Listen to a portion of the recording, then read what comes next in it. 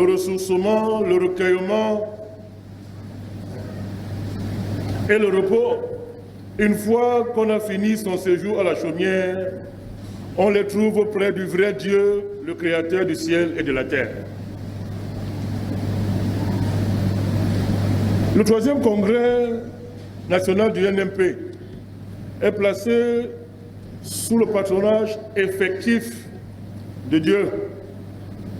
Il en est l'inspirateur, l'objet et la finalité. Comment auriez-vous pu être si nombreux dans cette salle La Chaumière s'il ne vous avait pas, respectivement et individuellement, assuré la disponibilité du souffle de vie? N'est-il pas l'origine, n'est-il pas le garant du mouvement, de l'être et de la vie? Permettez-moi qu'en son nom, je vous souhaite une fois de plus la bienvenue dans cette salle.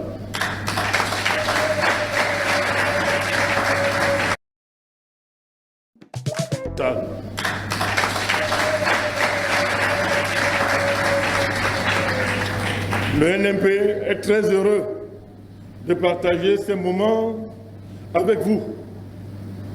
Ce bonheur prend une tournure particulière en ce temps où le renouveau panafricaniste est en train de transformer l'Afrique et le monde.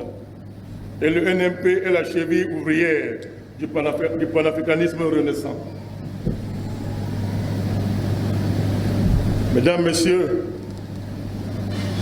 camarades du parti, le thème du 3e congrès national du NMP s'intitule « Pour une action exceptionnelle de Dieu, paix universelle de tous en faveur du Cameroun ». La première question que cette thématisation soulève est celle de savoir si nous sommes en présence d'un parti politique ou d'une organisation religieuse qui se serait trompée de vocation. La deuxième interrogation qui est suscitée par ce thème est comment comprendre cette invocation d'une action exceptionnelle de Dieu alors qu'il y a un chef de l'État et un gouvernement qui sont en responsabilité et à qui incombe le devoir constitutionnel d'agir en faveur de la nation.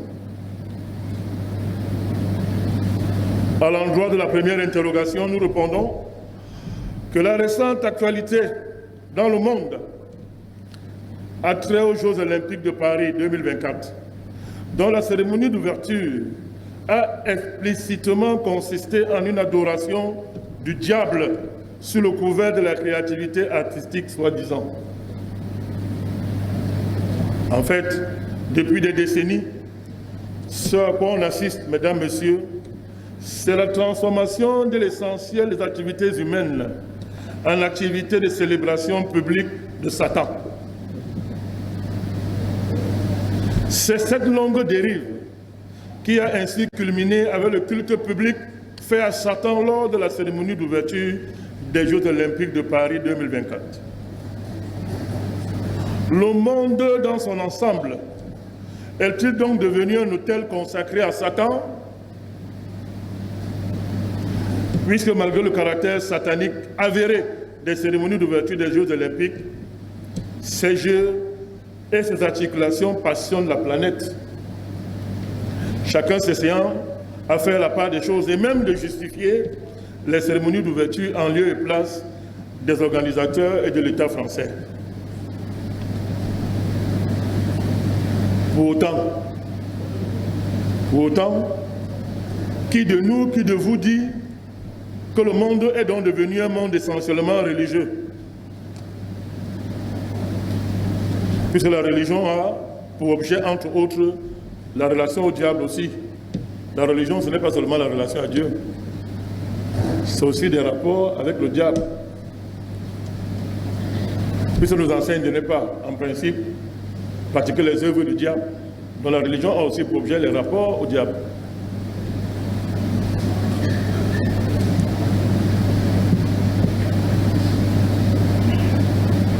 Donc est-ce parce qu'il y a eu toutes ces manipulations à la cérémonie d'ouverture des Jeux Olympiques de Paris qu'on tire comme conclusion que le monde, n'est-ce pas, a pour religion sa raison d'être? Ou bien, est-ce que le monde s'est donc trompé de vocation?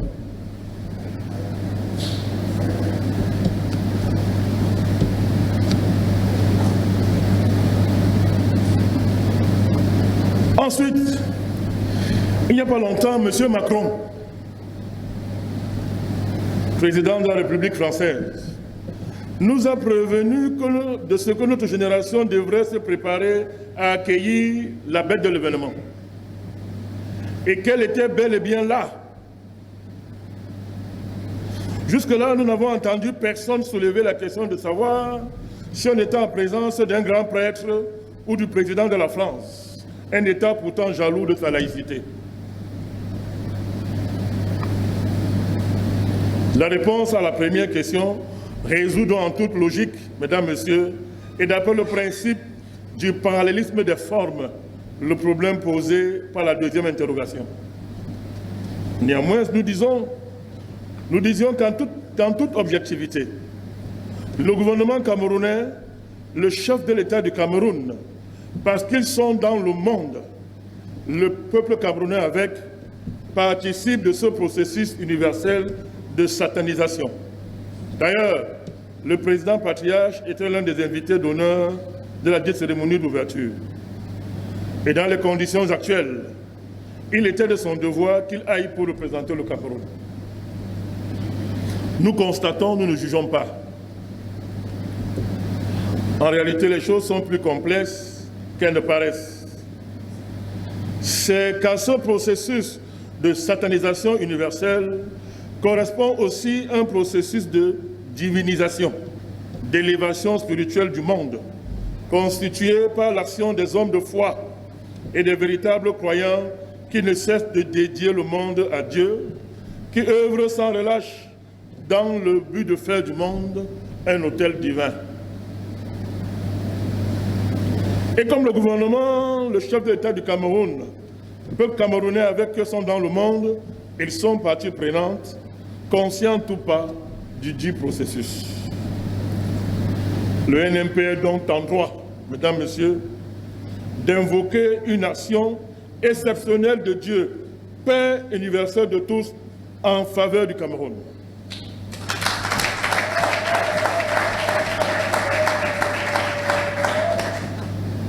Puisqu'il y en a aussi au Cameroun qui ne cessent d'invoquer l'action exceptionnelle de Satan contre le Cameroun.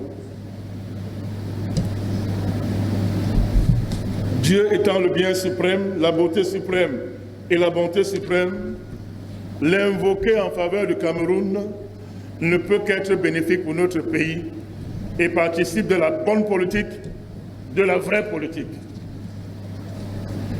Mesdames, Messieurs, de la vraie politique, de la bonne politique, agir en faveur du Cameroun, poser des actions réellement bénéfiques pour le Cameroun, c'est de ça dont il est question. Parce qu'il y a de la fausse politique, il y a de la mauvaise politique, il y a des millions de personnes au Cameroun qui agissent en défaveur du Cameroun. Notre pays, le Cameroun, est en situation. Il négocie un tournant, peut-être le plus décisif de son existence. Reproduisant en interne ce qui se joue au niveau mondial, les forces de l'avenir y affrontent celles du passé, celles du vieux monde. Un vieux monde qui s'écroule, tandis que le nouveau monde peine à émerger, à prendre une forme concrète. On voit bien que le vieux monde est dans un état crépusculaire très avancé. En même temps, chacun voit bien que ce Cameroun du passé s'est tellement entremêlé avec le Cameroun à venir que la possibilité d'un démêlement est porteuse d'un risque mortel pour le pays.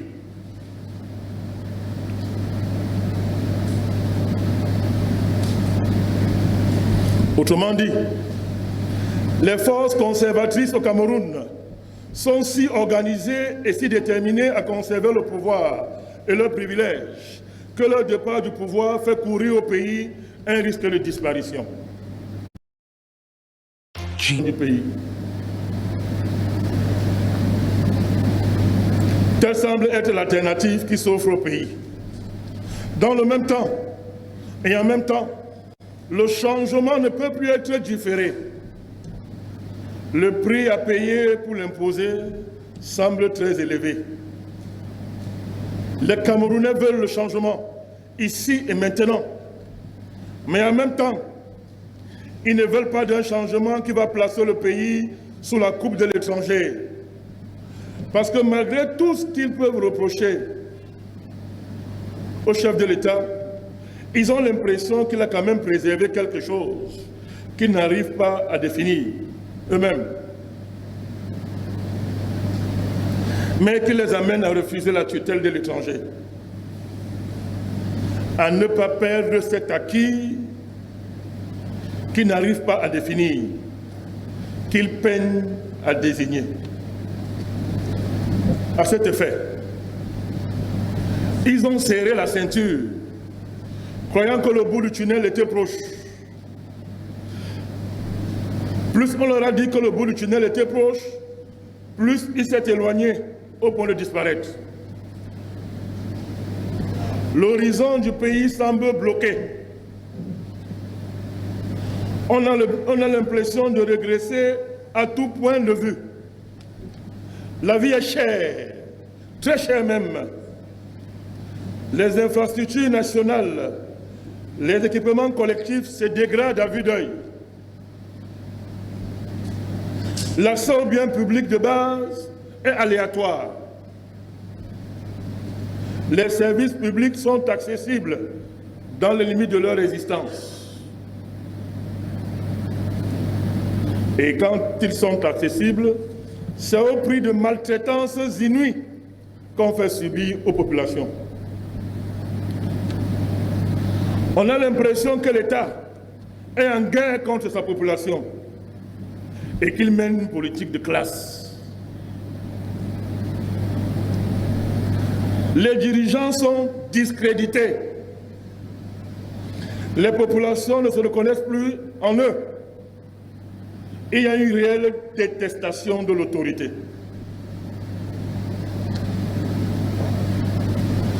Et pourtant, les Camerounais ont la conviction qu'il faut préserver le pays de ce qui s'est passé ou se passe ailleurs.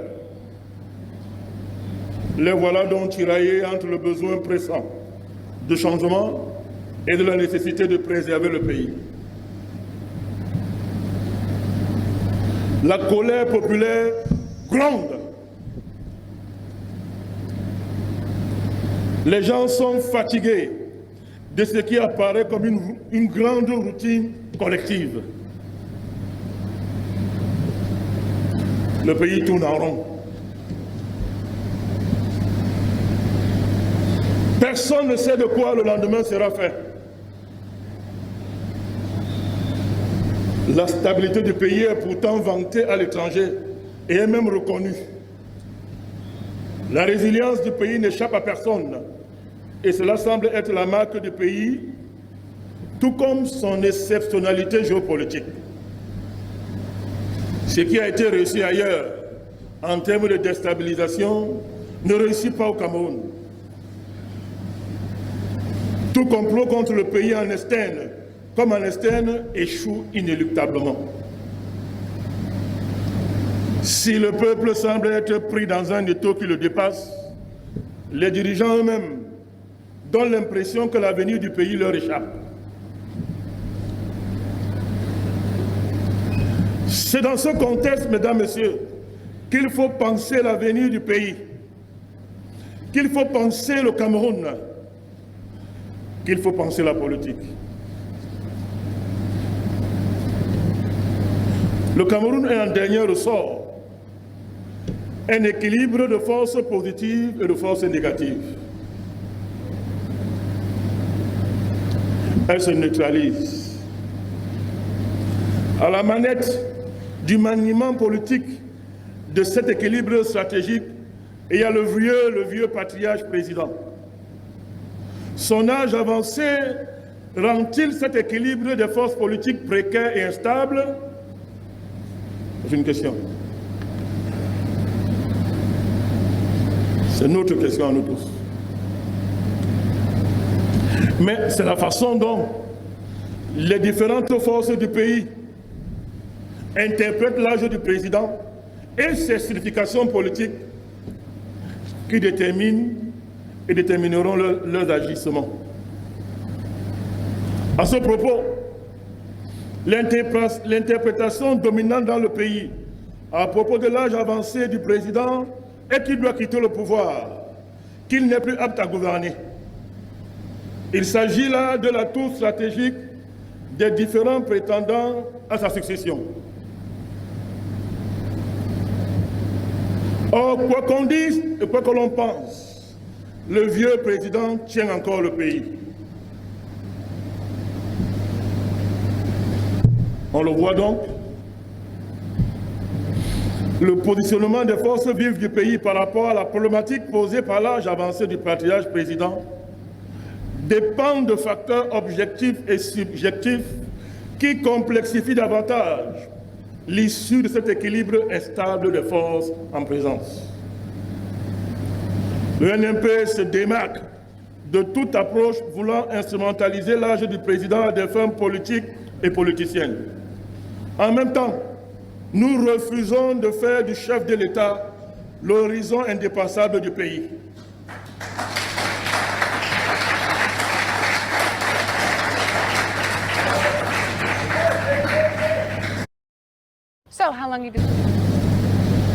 Le Cameroun, mesdames, messieurs, est donc un réel politique très complexe.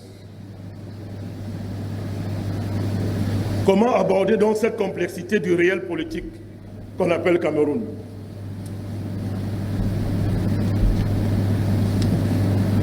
On ne comprend rien à ce qui se passe au Cameroun en matière de politique partisane et gouvernementale si l'on base sa pensée sur ce que j'ai appelé le présentisme.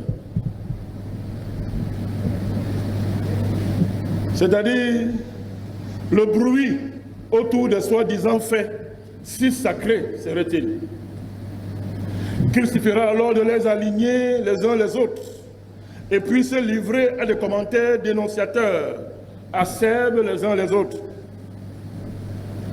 Bref, dit-on, il faut partir des faits.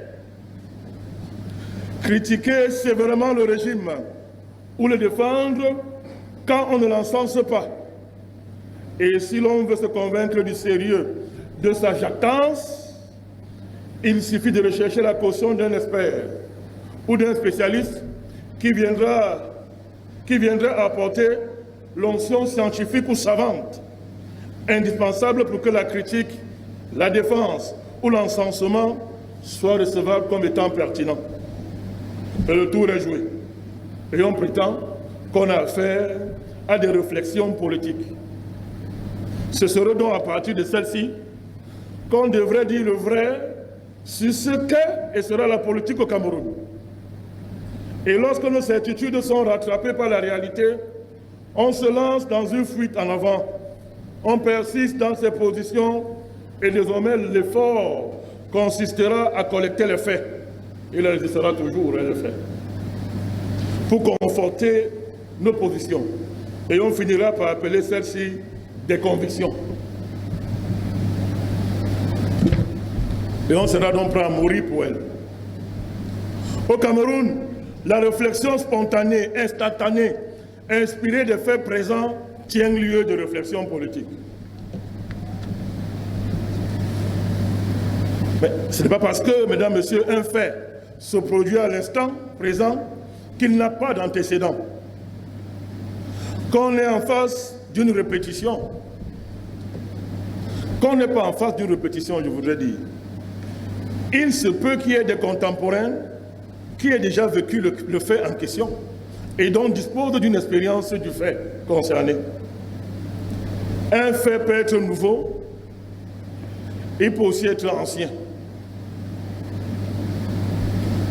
Un fait peut être nouveau pour vous, mais ancien pour quelqu'un d'autre.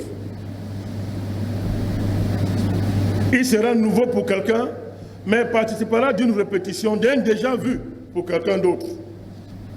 Voulons-nous par là dire que les faits se succèdent pour mieux se répéter? Pas du tout. Nous voulons seulement dire que les faits présents ont un passé, ils auront un futur, ils ont une mémoire, une histoire, ils sont vivants. Sinon, on a affaire à des faits morts. Pour dire quelque chose de consistant sur la politique et le politique au Cameroun, il faut remonter aux origines de la politique contemporaine, telle qu'elle s'exerce dans le pays. Il est une question de démêler les écheveaux d'un plus très complexe, derrière les apparences de simplicité, que ne cessent de véhiculer des clichés. Ces choses qu'on entend tous les jours à propos de la politique camerounaise. La politique au Cameroun est une affaire très sérieuse. Les enjeux qui la structurent sont immenses. Ils passent très loin le cadre du territoire camerounais.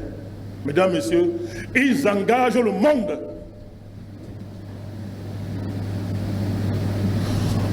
On ne se lève donc pas sur n'importe quel pied pour s'aventurer dans les dédales de la politique camerounaise, au risque de revenir brisé, très déçu de ses illusions. C'est faute d'avoir intégré cette nature de la politique au Cameroun que beaucoup d'hommes politiques et de très nombreux Camerounais développent à l'égard de la politique telle qu'elle a cours dans leur pays un complexe d'attitude dans lequel l'aigreur, le vif ressentiment, le désintérêt côtoient et cela dispute avec le désenchantement, le pessimisme et la victimisation. Les politiciens sont à l'origine et sont responsables du pays. Voilà. Quiconque a raté un temps soit peu sa vie, c'est à cause de la politique. I came to Emporia for a month. L'interprétation dominante dans le pays à propos de l'âge avancé du président est qu'il doit quitter le pouvoir, qu'il n'est plus apte à gouverner. Il s'agit là de l'atout stratégique des différents prétendants à sa succession. Or, quoi qu'on dise et quoi que l'on pense, le vieux président tient encore le pays. On le voit donc, le positionnement des forces vives du pays par rapport à la problématique posée par l'âge avancé du patriarche président dépend de facteurs objectifs et subjectifs qui complexifient davantage l'issue de cet équilibre instable des forces en présence. Le NMP se démarque de toute approche voulant instrumentaliser l'âge du président à des fins politiques et politiciennes. En même temps, nous refusons de faire du chef de l'État l'horizon indépassable du pays.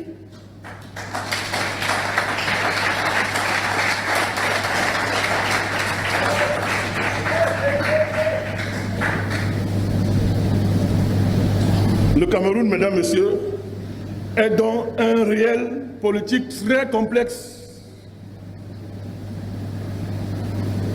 Comment aborder donc cette complexité du réel politique qu'on appelle Cameroun?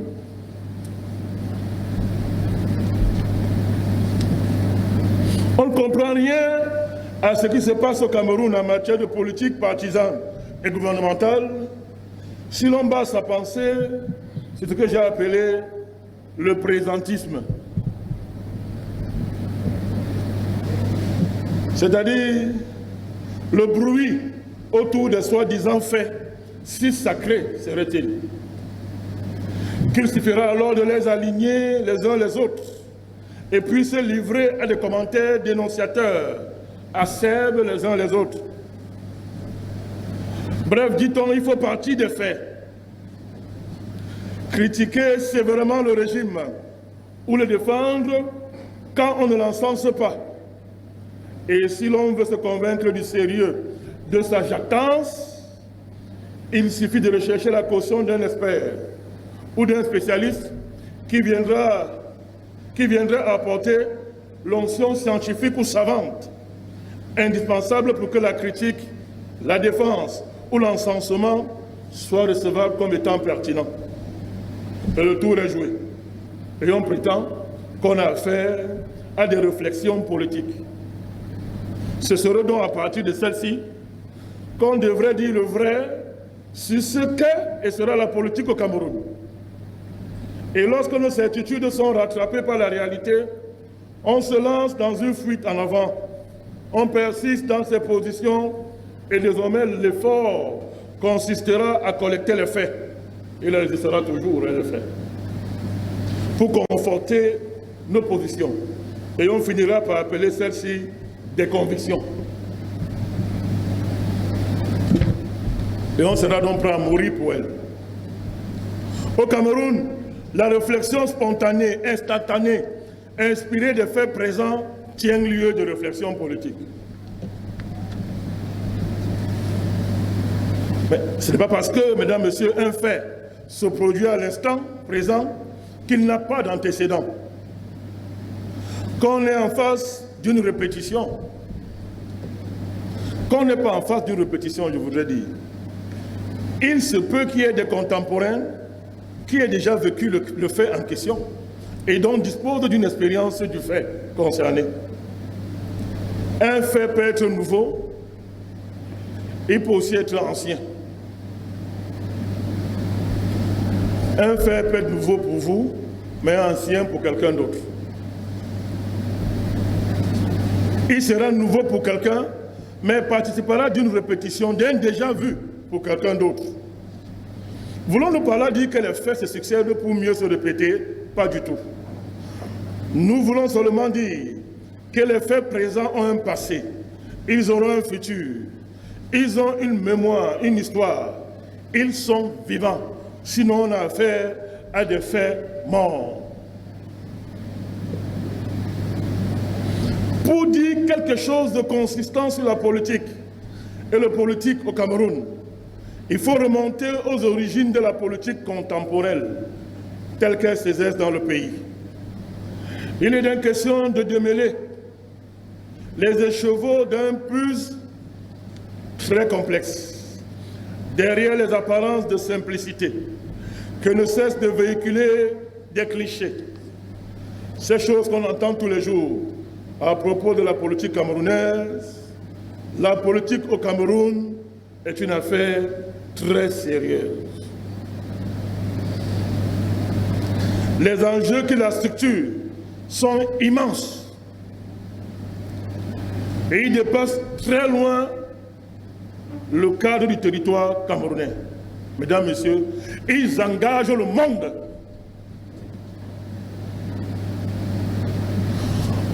On ne se lève donc pas sur n'importe quel pied pour s'aventurer dans les dédales de la politique camerounaise, au risque de revenir brisé, très déçu de ses illusions. C'est faute d'avoir intégré cette nature de la politique au Cameroun que beaucoup d'hommes politiques et de très nombreux Camerounais développent à l'égard de la politique telle qu'elle a cours dans leur pays un complexe d'attitude dans lequel l'aigreur, le vif ressentiment, le désintérêt côtoient et cela dispute avec le désenchantement, le pessimisme et la victimisation. Les politiciens sont à l'origine et sont responsables de tous les maux du pays. Voilà. Quiconque a raté un temps soit peu sa vie, c'est à cause de la politique et des politiciens. La politique serait donc le siège de la méchanceté humaine. Les acteurs politiques ne sont que des menteurs, des bandits, des démagogues, des affamés en quête de pitance. La politique ne vaut donc pas la peine. Une telle vision de la politique est la chose la mieux partagée au Cameroun.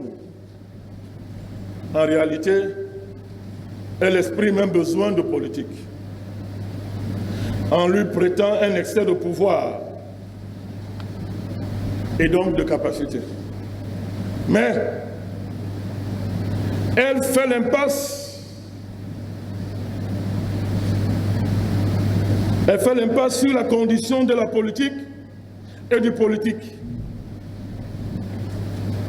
Même le politique et la politique dans le pays sont en situation. Nous savons tous comment, un temps passé, comment on installait les présidents chez nous. D'ailleurs, ce n'est pas fini.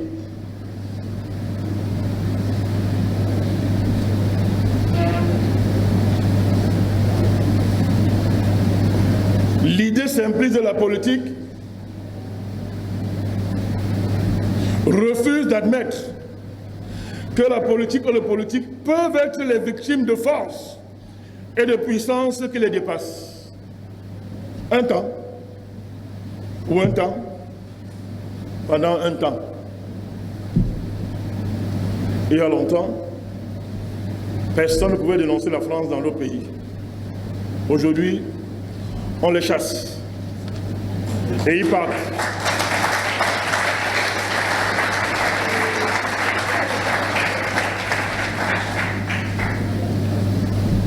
Les vraies choses n'ont même pas encore commencé.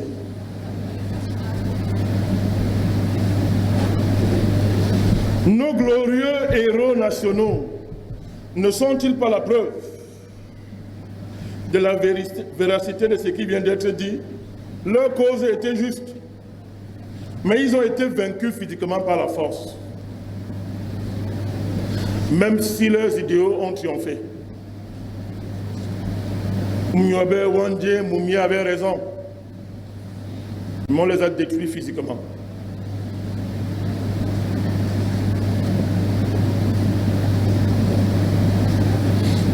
Mais ça, on ne peut pas le comprendre si on est un collecteur de faits morts, en s'exonérant de la vérité de ce qu'ils ont de la mémoire, de la généalogie, de la filiation. Ils peuvent donc constituer un récit qu'on transmet de génération en génération. Une fois de plus, mesdames, messieurs, les faits sont vivants. L'idée que la politique soit le siège de la méchanceté humaine, de la cruauté humaine, est vraie, mais seulement en partie. Ce n'est qu'une part de la politique. Réduire la politique à cela est une grave erreur à ne pas commettre. Cette vision maudite de la politique provient de plusieurs facteurs, en particulier de ce que dans les mentalités collectives, la distance entre les rêves, les aspirations, les souhaits d'une part, et les modalités de leur réalisation est comblée par des procédés irrationnels et inconséquents qui parfois amènent beaucoup à prendre leurs rêves pour des réalités.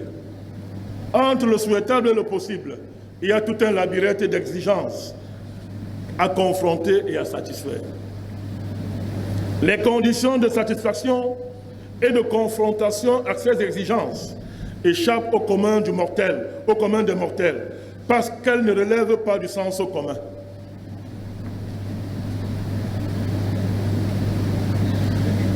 En particulier, toujours, de ce que les évolutions de la pensée et de la pratique politique ont assis l'idée que le peuple est souverain et qu'il serait l'objet et la fin de la politique. De là, un sentiment fort d'injustice fondamentale et monumentale que le peuple subirait de la part du politique et des politiques qui auraient dépossédé le peuple de ce qu'il a naturellement. C'est un malaise structurel à la politique, c'est un malaise structurel. Or, la politique, ce rapport au réel en vue de la transformation de celui-ci, cet art de gestion de la cité, gouvernement des hommes et conduite des peuples, instauration d'un ordre social, relation aux classes sociales, relation à la chose publique, etc. Aussi longtemps que la politique sera une affaire des hommes, par les hommes et pour les hommes, elle ne fera que refléter ce qu'ils sont.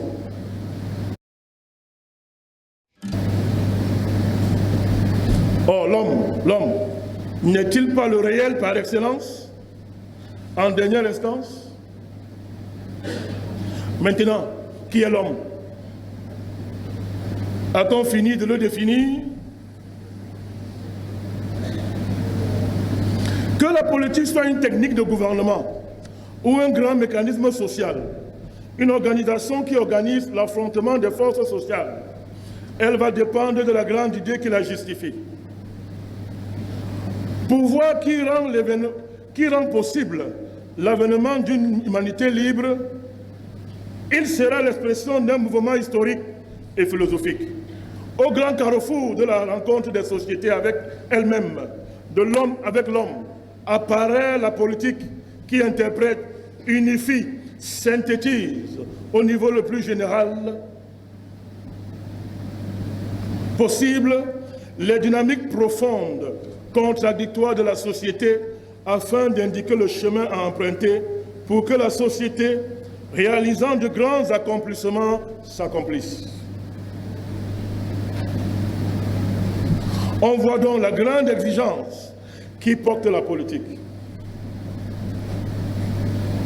Exigence d'universalité, exigence de justice, exigence de légitimité, exigence de responsabilité. La politique est la reine, c'est l'épouse du roi. C'est une formule que beaucoup ne comprendront pas, mais que certains vont comprendre. Sa couronne réside dans une perpétuelle ascèse spirituelle qui l'élève au-dessus des passions les plus viles, des bas instincts qui tirent la société vers le bas. Ascèse spirituelle qui la place au-dessus des intérêts particuliers, qui rejette l'autorité suprême de l'intérêt général, du bien public, du bien de tous. La politique est une esthétique de l'intérêt général, du bien public, du bien de tous. Là réside sa noblesse, sa dignité et sa grandeur. La politique est un sacerdoce spécifique.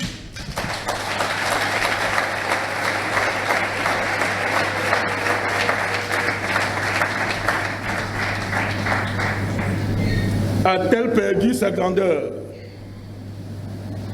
Est-elle devenue indigne? La petitesse a-t-elle pris le pas au-dessus sur sa grandeur? La petitesse a-t-elle pris le dessus sur sa grandeur? Ayant échoué à interpréter le réel et à le transformer, la politique a été renversée de son trône. La corruption, l'imposture et l'abomination tiennent lieu de politique dans le monde, en Afrique et au Cameroun. Comment donc remettre la politique sur son trône?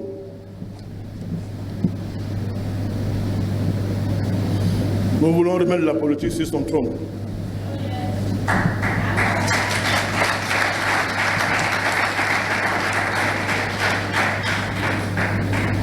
Et aussitôt que c'est dit dans cette salle, le processus pour le réaliser est en cours.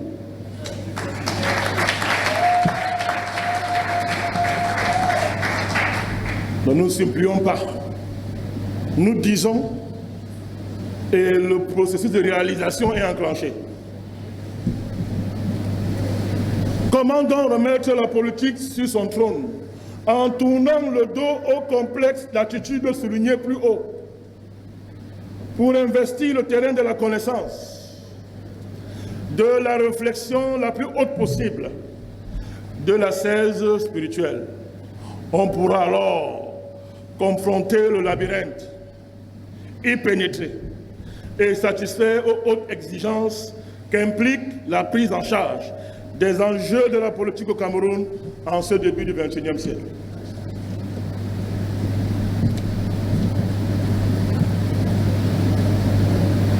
Il faut donc de la méthode, mesdames, messieurs, pour aborder la politique camerounaise et en saisir la trame. Beaucoup refusent de rechercher cette méthode. Et ils se cassent la gueule, à temps et à contre-temps. Nous avons essayé plus haut de distinguer les faits morts des faits vivants. Le fait mort brille de sa génération spontanée. Il peut même faire sensation.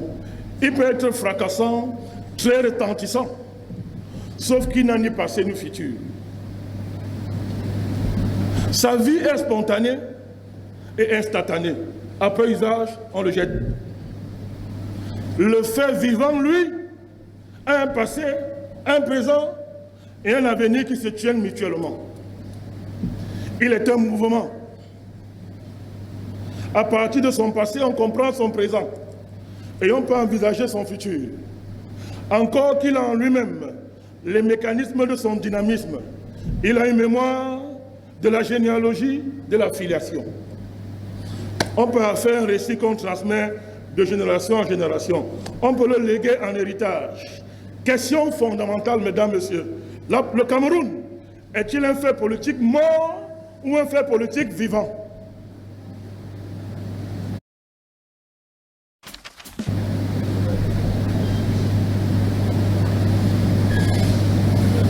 Vous me regardez. À chacun de répondre. Puisqu'on veut faire la politique au Cameroun, on sait tout. On fait la politique au Cameroun. Voilà la question fondamentale.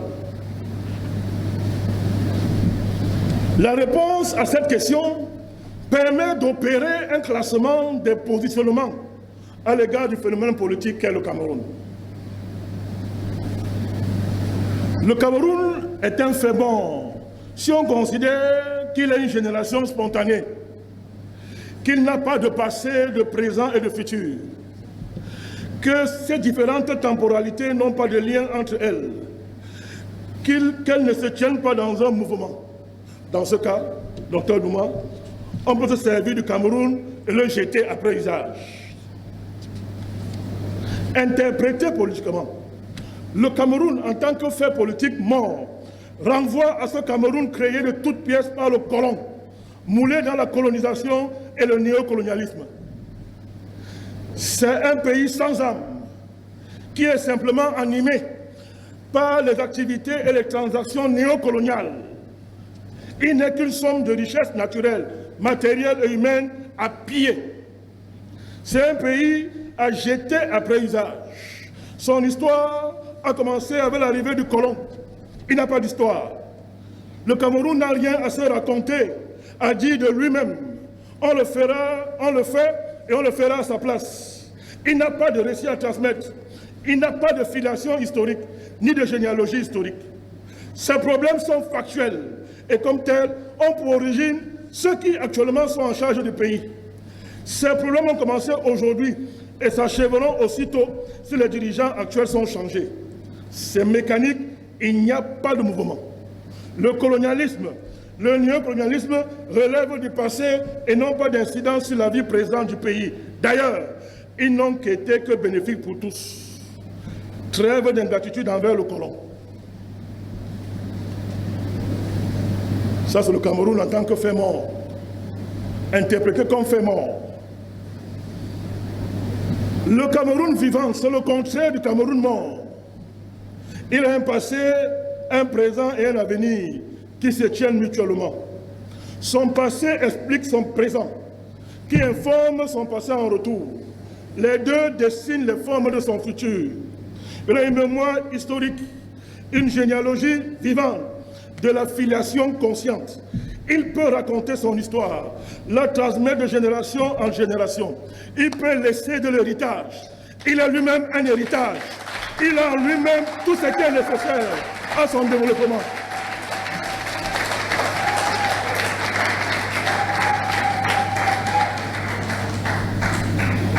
Il est conscient de lui-même.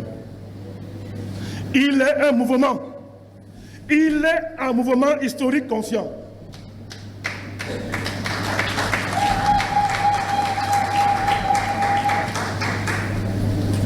Ça veut dire politiquement qu'il peut dégager le sens historique de son existence, sa mission historique, sa raison d'être dans l'histoire et parmi les nations. Il sait pourquoi il a été colonisé et néocolonisé. Il est conscient de l'impact de ces greffes historiques dans le déroulement de la vie nationale, il peut alors évaluer à quel étage il se trouve dans le mouvement historique de sa libération, de son émancipation. Il sait ce qu'il doit à ses illustres fils qui, de génération en génération, ont versé leur sang pour qu'il ne soit pas infamant.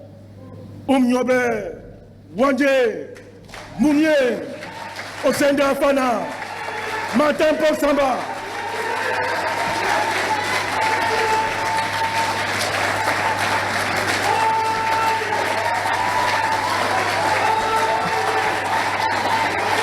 À la colonisation allemande, qui ont tenu tête à la colonisation anglaise et à tous les projets coloniaux qui ont séjourné sur les côtes du Cameroun et qui ont voulu pénétrer à l'intérieur.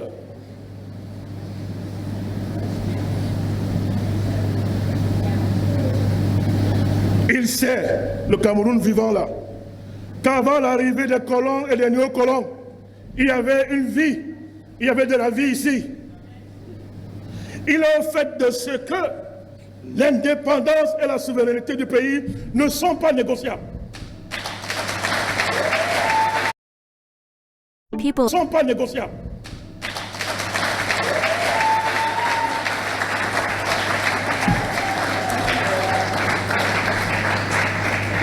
Le Cameroun est donc un pays dans lequel les forces de la mort cohabitent avec celles de la vie. Les forces de la mort proviennent de tout ce que nous avons en nous et qui nous ont rendus colonisables et néocolonisables. Les forces de la mort proviennent de la colonisation, du néocolonialisme et de son rejeton diabolique, l'endocolona. Les forces de la vie sont constituées de tout ce qui a fait notre gloire passée, de la geste de résistance à l'esclavagisme, de l'héritage de l'UPC originel, et surtout, le dépôt divin au Cameroun.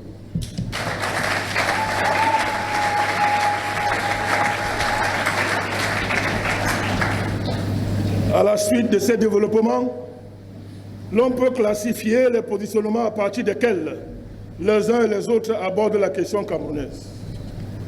Il y en a pour qui le Cameroun serait un enfer sur terre. Ils regrettent même d'y être nés. Et les dirigeants du pays, le chef de l'État en tête, des démons qui ont simplement détruit le pays.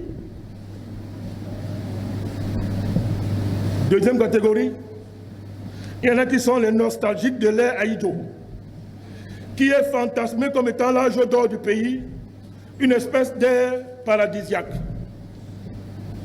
Troisième catégorie, il y en a d'autres qui estiment que les problèmes du Cameroun commencent avec le chef de l'État actuel et s'arrêteront avec son départ. Quatrième, il y en a d'autres encore qui pensent que les problèmes du Cameroun proviennent uniquement de l'impérialisme de l'Occident et donc de celui de la France. Commençons par la première catégorie. Le Cameroun serait un enfer. Ce positionnement n'est pas recevable, docteur Douma. Sinon, nous ne serons pas ici. En enfer, on ne fait pas les conférences. En enfer, on brûle, matin, midi, soir. Et on crie, et on fait des grincements. Ici, on ne crie pas, les gens sont beaux, ils sont élégants. Il y a les belles femmes, il y a les beaux hommes, il y a tout ici.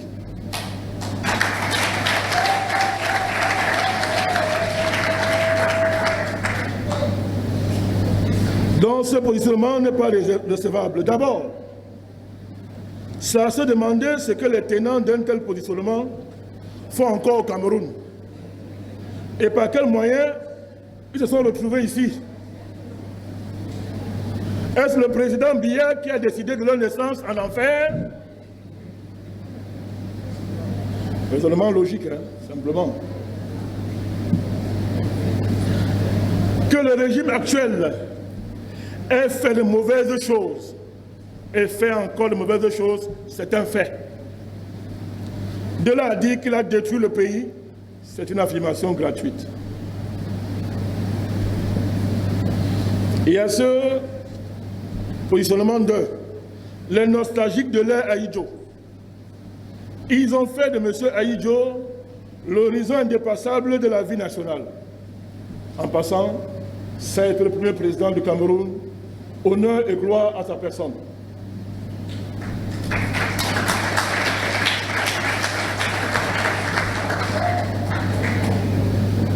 Ceux-là, les nostalgiques de l'ère Ahidjo, doivent être rangés dans le camp de ceux qui voient le Cameroun comme un fait mort. Alors, qu'il nous suffise de rappeler que le président Biya est l'un des principaux acteurs majeurs de l'ère Ahidjo. On ne peut pas être nostalgique de cette ère en occultant les conditions qui ont rendu possible le soi-disant âge d'or. Les mêmes conditions prévalant, il nous semble fort probable que le président Paul Biya aurait aussi eu son âge d'or.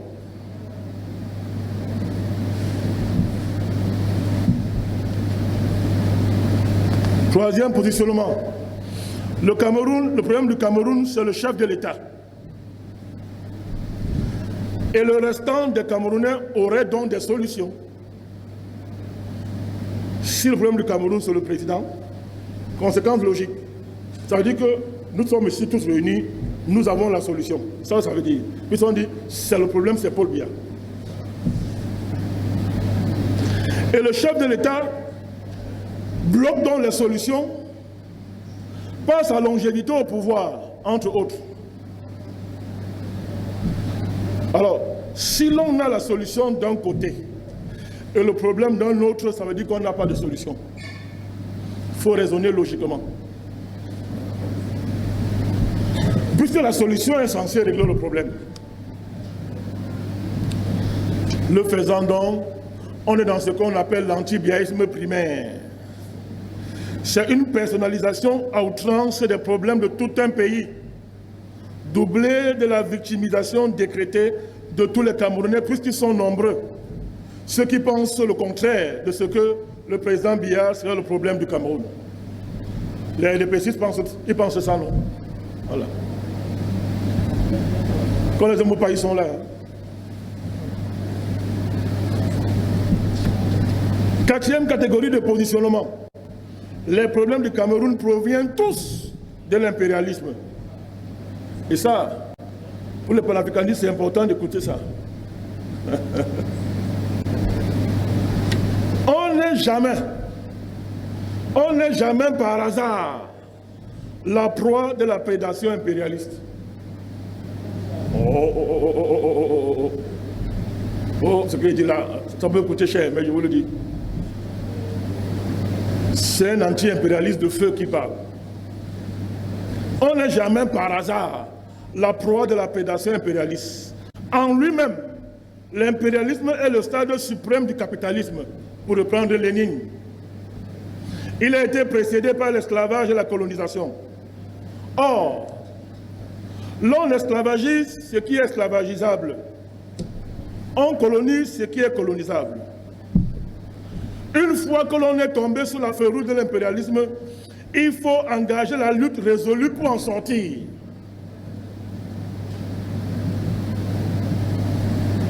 Si on est victime de l'impérialisme et on ne lutte pas contre lui, on n'est plus une victime. Donc, ceux qui sont contre l'impérialisme, ce sont ceux qui luttent contre l'impérialisme. Ce ne sont pas ceux qui dénoncent l'impérialisme et ne font rien contre l'impérialisme. Et pour chaque, même ceux qui s'élèvent contre l'impérialisme. Les panafricanistes sont très à l'aise pour le dire, parce qu'eux, ils luttent contre l'impérialisme et ça se voit.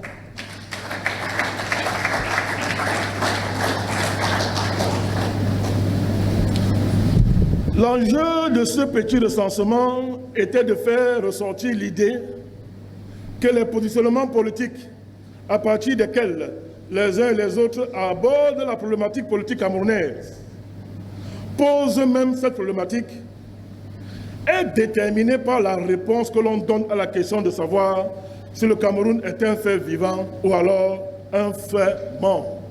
On peut y répondre bien évidemment de manière explicite ou de manière implicite. À partir de quelle base alors une critique du régime Biya est-elle objective? Ça ne peut être que sur la base de ce que le Cameroun est un fait vivant.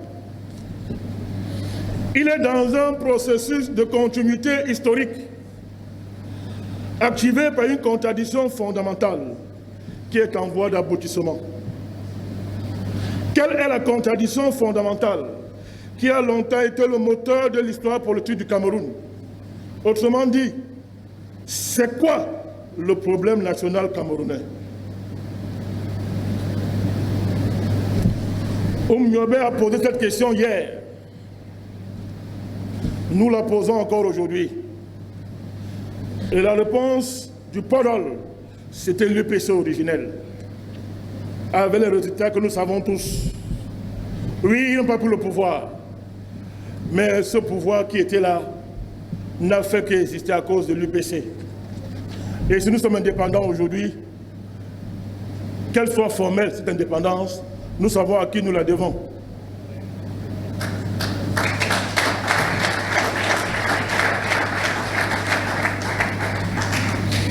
La réponse à la question « C'est quoi le problème national camerounais ?» permet de dégager pour le Cameroun le possible politique et économique. Nous sommes dans la pédagogie. Se démarquer de tout ce qui a été fait jusqu'à présent. Et la légèreté avec laquelle on a abordé la question camerounaise a conduit ceux qui voulaient changer le Cameroun où il se trouve. Vous abordez un problème légèrement, vous allez apporter des réponses légères. C'est la réponse à la question du problème national camerounais qui permet de dégager ce qui est politiquement possible et économiquement possible au Cameroun.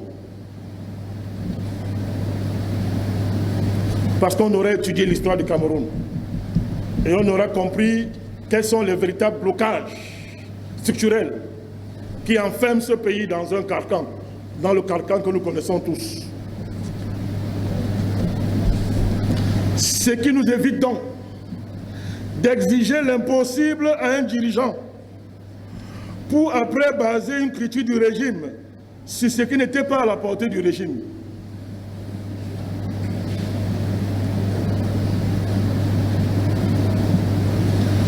On ne saurait demander l'impossible à un régime et le juger à cette tonne-là. À ce propos, l'esclavage, la colonisation et le néocolonialisme ont posé des limites quasi infranchissables à l'exercice de la politique et à la promotion d'une économie digne de ce nom dans notre pays.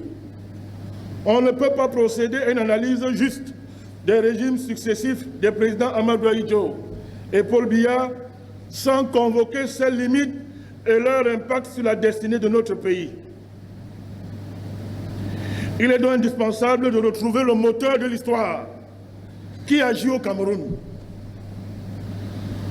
On ne peut pas comprendre la politique camerounaise et ses complexités si l'on n'a pas bien analysé, assimilé, digéré les différents épisodes qui l'ont structuré, et ce depuis la colonisation allemande jusqu'à l'arrivée du président Paul Biya.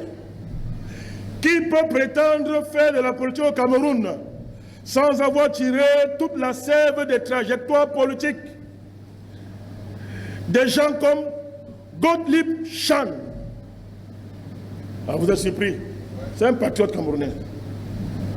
Gottlieb Chan, qui en 1936 créa le comité de défense des intérêts du Cameroun, qui à son tour engendrera en 1937 l'Union camerounaise, avec à sa tête Jean Mandé Sibel et Léopold Moumié Etia.